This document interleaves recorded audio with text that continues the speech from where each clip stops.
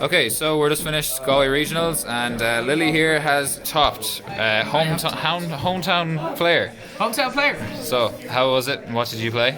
So today I went and played Infernoids today. So it was a great deck. It did really well. This deck performs quite well at the start of every meta, basically. At the start of every meta, things are very undefined. People don't know what to play, what is the best deck so far. Spirals is doing really well, Guru's doing really well, and I thought any deck that's doing well right now loses to DD Crow. So an entire deck of DD Crows is really good. So what position did you get in top? I made it to top 4. Top 4, which is great. Top 4 got the deck box and the mat. The deck box is sick. Konami, thank you for making prize support. That's actually good. So we'll start off with what I think is one of the best cards in the deck right now, because it's going second, is 3 Lava Golem. 3, okay. 3 Lava Golem is really good because it lines up with all of the standards of the deck. It cannot be normal summon, which is great. So it doesn't get hit off of the monster gate or the reasoning or anything like that. So it's really, really good. On top of that, we have 3 Decatron. Yep. Decatron is a great card. You normal summon it, you mill 1, and so on. Even if it gets negated, you link away to Link Kribo, and you still have 1 negate, which is great. Decatron was really good today, especially under floodgate things like Inspector Border. Because you would normal summon it, Inspector Border would negate, and then you link it away, and then you have 1 link monster on the board, so you can actually activate an effect to pop or get rid of Inspector Border, which is great. Yep, next up, we have the Once Jet standard. It does what it does. For Feast. It's a good card for Feast. Draw this much, or? I did not draw this much because I'm playing it at 1. It was really good off of Feast, but actually sometimes I actually had it in my hand, so Feast actually worked out really differently, so we'll talk about that a little later. 2 Sightsmiths. Sightsmith is great. It banishes a card from the field. It is a removal that isn't destruction, so that's really important. Non-targeting that you're able, as well. You're able to remove a card without your opponent being like, oh, you're targeting and they're trying to chain or whatever. So it doesn't work like that. It's great. So Atondel can attack twice. Fantastic card. Kill a monster, and then it can attack again, kill another monster. It's great for clearing boards. This deck is completely going second, and it's fantastic at doing that. It's able to crack a board. The only boards it really can't break are boards that have a combination of no special summoning and no spell or trap activations. If you have that board, you're losing. If you don't have that board, which most boards can't do, you're winning. Next up, 2 of the big boys. 2 Deviati, 2 Anunku. You have to play 2 because of the fusion spell. If you draw 1, and these are also great for banishing and wiping boards as well. Again, this thing can pick apart a board. 2 Antra. The reason we went with 2 Antra is because Antra, again, spins a card. It's not destruction. It does target, which is the sad part, but most boards are ending on link monsters, extra deck monsters, unless it's playing a severe control build or it's True Draco. Yeah, the bounce to hand is pretty much just... it's bounce to extra, really. That's what you're using it for, is bounce to extra deck. Because whatever you're bouncing back, they can just activate it again if it's in their hand. So you don't want that to happen. You want it to go back to the extra deck. That's what it's for. For Lava Golem as well? And it's great for Lava Golem. So this has a really cool combo where you go second, your opponent has 2 or more monsters. If they do, this is the thing, a lot of this deck is actually dependent on your opponent having stuff on the board. If your opponent doesn't have anything on board, you're kind of like, what do I do? So you do have to kind of depend on your opponent a little bit. But everybody who wants to go first is going to build a board. Always. So you're going first, you're building a board, and I'm going to wipe it. So you go Lava Golem, tribute 2 of their guys. If you have Layer of Darkness on the field, it's great, because you're going to get 2 tokens at the end phase. You summon Antra out by banishing 1, and then you bounce Lava Golem back to your hand. And if they have 2 more monsters, you can easily Lava Golem again, and it's ridiculous. So you're pulling apart a 4+ monster board with these 2 cards. We have 2 Petrulia. Back row is kind of prominent. It was prominent today. So Petrulia off of Decatron, Petrulia by banishing 1. Petrulia is really important by popping 1 back row. And that 1 back row is normally a clutch back row for the deck, so that was really good. Yeah, so it's nice to have the 5 as well with the Decatron whenever you need, like, Definitely, and like Petrulia is great for going into Void Feast as well, because it's a 4, and you can bring out this Harmodic, which is our last Infernoid monster, and 1 Decatron. Because some games actually were really important by just getting out these cards, so on your opponent's turn you can tribute them and banish a card from the grave. Because some cards, some decks, their cards rely on being in the grave. So even just having these out instead of having out the big ones is really good. Yeah. So Drawing it's games, important. even the tribute on opponent's field with layer, and then the pop on your turn as well. Was just, Exactly. Yeah. So it's really good. The monster, the absolute monster, the spicy tech that I put in this deck, it is the deck, right? This is the monster for this deck, and it's Cursed Necrofear. Cursed Necrofear came in absolute clutch today. It was fantastic. Okay, so do you want to tell me what this does? Because honestly, So, what this card does is you shuffle in 3 banished fiend monsters into your deck to special summon it. Yeah. So when it's popped, it's actually really important when it's popped. It doesn't really come up often, but when it does, it's fun. So when it's popped or destroyed while it's in your main monster zone or a zone that you own, it destroys spells and traps on your opponent's board up to the different number of spells and traps that you have on the field, and that's a lot. We have a lot of spells and traps with different names, so that's great. This card was fantastic. So somebody dimension shifted me earlier on today, and so I went. I activated my my Monster Gate, tributed a card, and I milled most of my deck.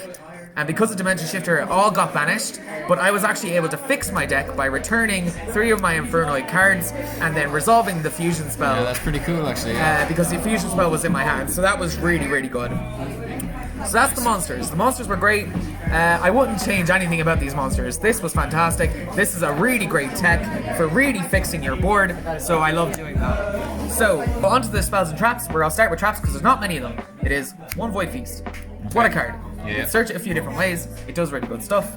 How many times today do you think you were made go first in game 1? Made go first in game 1, I had to do it once, and this card worked. Because I drew it. It's the only time I drew this card, and it wasn't a brick, it was fantastic. So, this is great because it sends a void card from the field or your hand.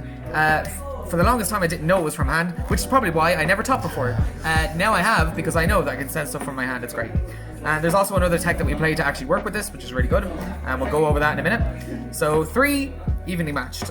Evenly matched on top of Lava Golem is stupid. So you go Lava Golem to get rid of a problem card, or 2 problem cards on your opponent's board, and then you evenly matched afterwards, and you clear everything, which is great. You're banishing your own card, sure, with Lava Golem, but it's fine.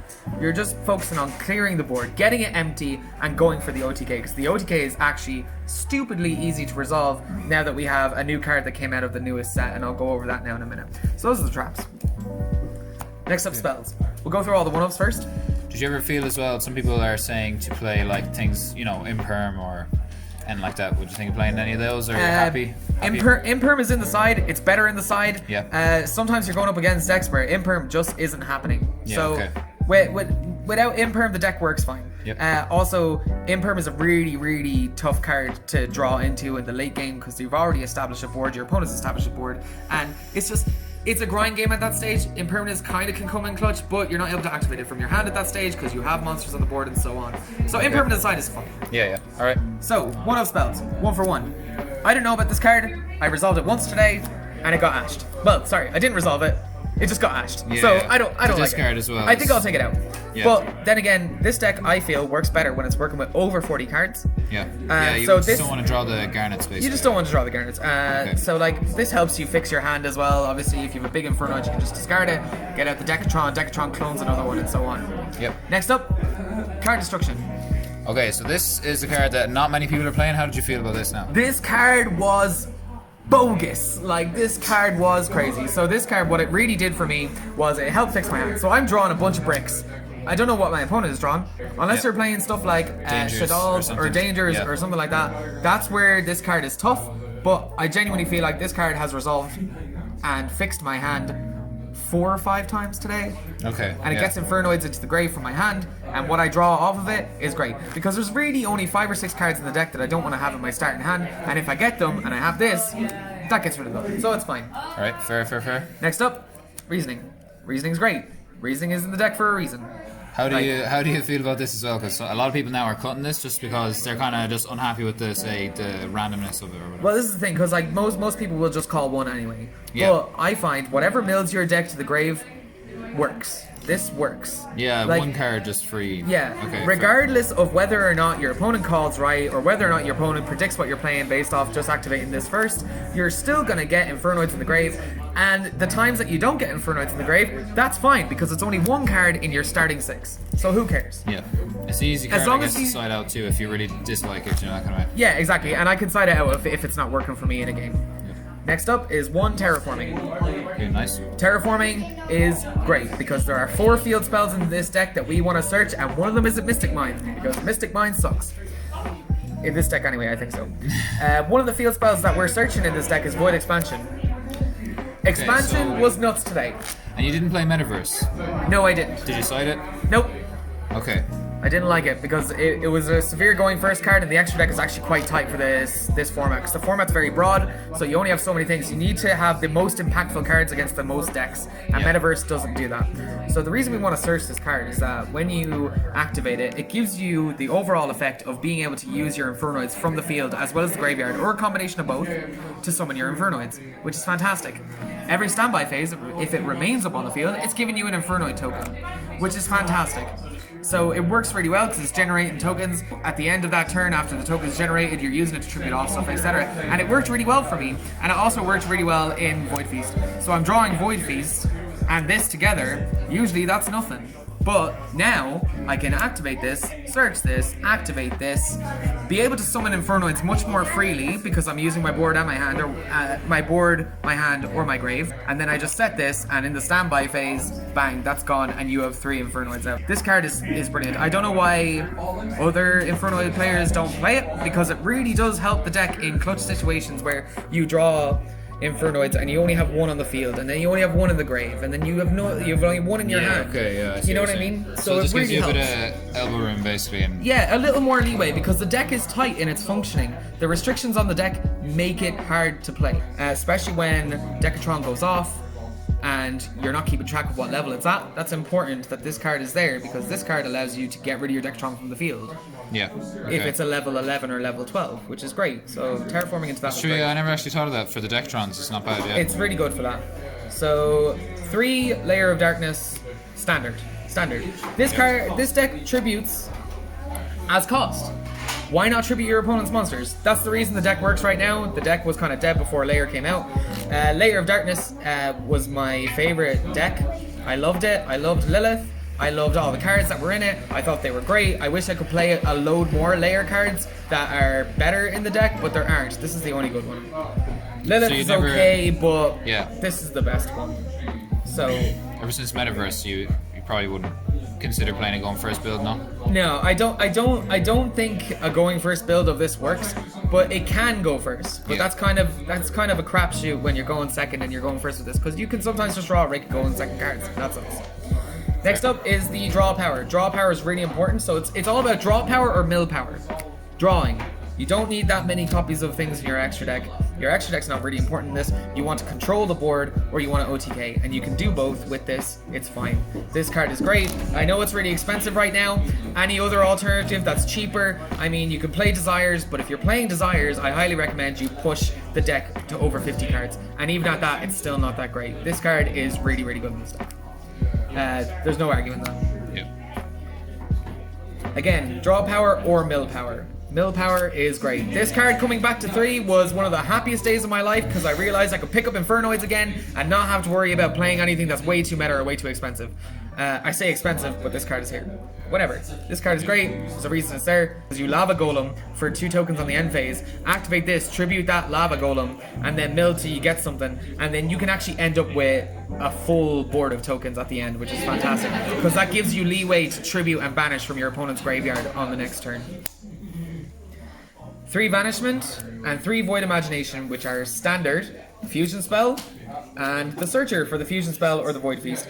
What really was great about these cards was their secondary effects. This making everything level 1 and having the damage is fine. Really, really helps when you're trying to bring out big guys and clear the boards with Deviatia or Anunku, because everything is 1, so it's really, really good. Because you're never bringing out enough monsters to fill the board that way. It's great. Yeah. This is great. Discard to search, and even if you've already searched the Void Feast off of it, you can just spend the rest of the duel, if it hasn't been popped, discarding cards and searching more of these.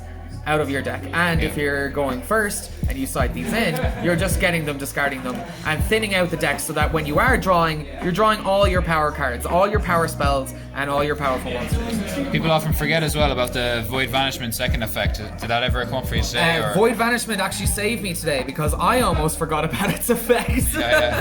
So no, it was battle phase. My monster was killed, and it was really tough. And I was like, yeah, okay. And then he was like, oh, attack again. And I was like, wait a minute. This card's on the board. So that's all the spells, all the traps. That's the main deck. The main deck is fairly even. It's 24 spells and traps, and it's 20 monsters. And it's really, really balanced that way. Your hand is always going to be really balanced between spells, traps, and monsters. Extra deck. Simple extra deck. 3 Tierra, you need it. 3 Entes, you need it. 3 Tierra, yeah. You need it. I thought you didn't, and I cut it up until 2 days ago. I needed this today because Impermanence is a card that's going around, and I kind of forgot about it. I don't know why, but it's a good card. Masquerena. Did you use this today? I used this a lot today. So if my OTK doesn't go through, which sometimes it doesn't, I'm able to end on a board where it's this and 2 Infernoids. So the 2 Infernoids, if they have layer up or not, they have tributes and banishes or tributes and negates. And then when you're down to your last Infernoid and you've nothing else you can do, your opponent is in a really difficult position because they either have to deal with this or deal with the Infernoid. And if they try to deal with this, it goes away. And they've dealt with the Infernoid, but now they have to deal with something bigger and badder. Something that's normally pointing to their monsters, which is this. So you can easily go into this, and it's great. Obviously everybody knows the Equimax combo, but I was working on a way to do Equimax combo while resolving the Tierra. So I worked that out in testing, and it was great. Obviously it must be wide knowledge now because the card that does that is this, and everybody knows this is a good card. It's already good. People are playing it in Shadalls right now. People are playing it in anything that brings a big monster out on your board and you have to clear it from your extra monster zone. Can't be linked during his turn, but that's fine because our cards tribute things. So just get rid of it and it's fine. And if you're really, really stuck, you can just go one of the big Infernoids to wipe it off the board with everything else because it's not an Infernoid, so it's fine. Standard link 2, you need it. Back row is still prominent. Back row is still prominent. So with that in mind, the 2 Petrulia and this, and the 2 cards in the side, Twin Twisters, were great today. This really helped me out against things like True Draco and so on. This to spin a card, again, just Masquerena. Removal that isn't destroying. Yeah. It's great. For Masquerena as well, I guess. And Masquerena goes into this as well in your opponent's turn, which is really fun. Super Poly targets. Spiral players, RIP. This clears your board. Sorry. Anything else under layer dies to this. And any other deck that uses mostly darks, like the Luna Lights or whatever, they go away to this before they can Xyz into Time Thief, Winder or Redoer. It's a solid extra deck. Really happy with it. But it was really tight because I had to fit stuff in. I wish I could play 3 Equimax, but I can't. Equimax is my favorite card in the game, and again, another reason why I love this deck. Side deck. This profile's taking ages. Let's go. 2 Feast. You need it. You want to be made go first? That's fine. You're also going first? This is fine. Because you said it, you banish stuff from the grave. Again, DD Crow is good in early formats. DD Crow stuff. This is crazy for me. Not for everybody, but for me it's really good. It works against me, but it works against my opponents as well. Yeah, this card's really, really good because you can tribute it from the field. So you can monster gate it out when you're going second, and it really worked well because I was in an Infernoid mirror match today. I lost that mirror match. Shout out to Fionn McCollar, the legit Infernoid king. I swear to God, this guy's crazy. He taught me how to play this deck better than anyone. So, Time Thief Redoer can't banish itself with this, which was really good today. It was really good today. I won my first match with that. So then, 3 Super Poly. Obvious really, with layer really as well. It's just so yeah, Super Poly was really, really good. Super Poly targets were few, but it did work against a good few decks, especially under layer, so that was great. yeah, layer makes us just live against anything. So Live against anything, yeah, exactly. So then we have these 2 Impermanences for the side. It was great. If I was forced to go first, I could set it. And if I'm going against a deck that's heavy monster effect combos, this was great, even going first or second. Going first or second, that was really good. This was for the back row decks. This won me a game against True Draco today, and I didn't get to see Guru or Altergeist, sadly. I thought I would see more, that's why this is in here. But this did win me games. Twin Twisters is great. This format is varied. People are playing spells and traps depending on them, so it's good.